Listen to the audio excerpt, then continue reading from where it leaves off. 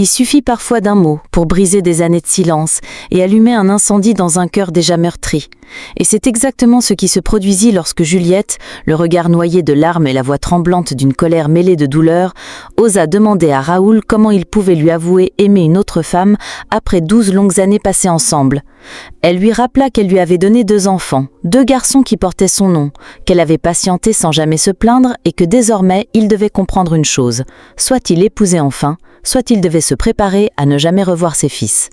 Raoul, incapable de soutenir ce regard qui le transperçait, baissa les yeux et garda le silence, un silence lourd, qui dura de longues secondes avant qu'il ne se lève brusquement, le visage fermé, et quitta la maison sans prononcer un seul mot. Plus tard, sur la route qui le ramenait vers la demeure de sa mère où il vivait encore, son esprit tourmenté semblait s'effondrer sous le poids de ses choix.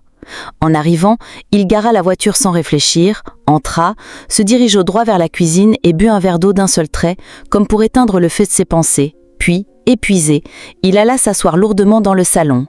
C'est alors que sa mère descendit lentement les escaliers, s'arrêta pour l'observer avec un visage grave, avant de s'approcher et de s'asseoir à côté de lui en posant doucement sa main sur son bras. « Mon fils, je vois bien que ton cœur est troublé, » lui dit-elle d'une voix douce mais ferme. « Réfléchis à ce que tu fais. Car toi et Juliette, vous avez construit bien des choses ensemble, et il serait insensé de tout détruire pour une femme que tu connais à peine. » Elle marqua une pause, le regarda droit dans les yeux, puis ajouta avec sévérité « Mais sache-le, si tu choisis cette nouvelle compagne, je ne viendrai pas à ton mariage, car je ne pourrai jamais cautionner une telle décision. » Raoul, une fois encore, baissa la tête, prisonnier de ses propres contradictions, incapable de répondre. Quelques jours plus tard, Juliette, comme à son habitude, se rendit chez sa belle-mère pour s'occuper de la lessive, et lorsque celle-ci tenta de l'en dissuader en disant qu'elle préférait appeler quelqu'un d'autre, Juliette insista avec douceur, affirmant qu'elle le faisait toujours de bon cœur.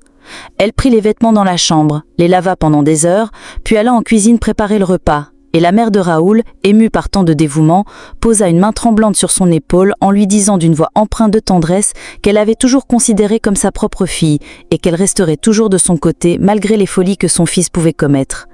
Mais le lendemain, Raoul rentra avec sa nouvelle compagne, Larissa, qu'il présenta d'un ton assuré comme sa future épouse, déclarant qu'avec le temps sa mère apprendrait à l'aimer puisqu'il l'aimait déjà profondément.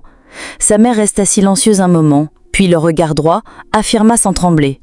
« Raoul, je te l'ai dit et je le répète, même devant ta nouvelle compagne, je ne cautionnerai jamais cette union, car pour moi, ma belle-fille c'est Juliette, et ce ne sera jamais une autre. » Et sur ces mots, elle se leva dignement, tourna le dos et regagna sa chambre, laissant derrière elle une vérité simple que Raoul refusait d'entendre. On peut changer de maison, de visage et de désir, mais on ne remplace pas une femme qui a donné son cœur et sa vie.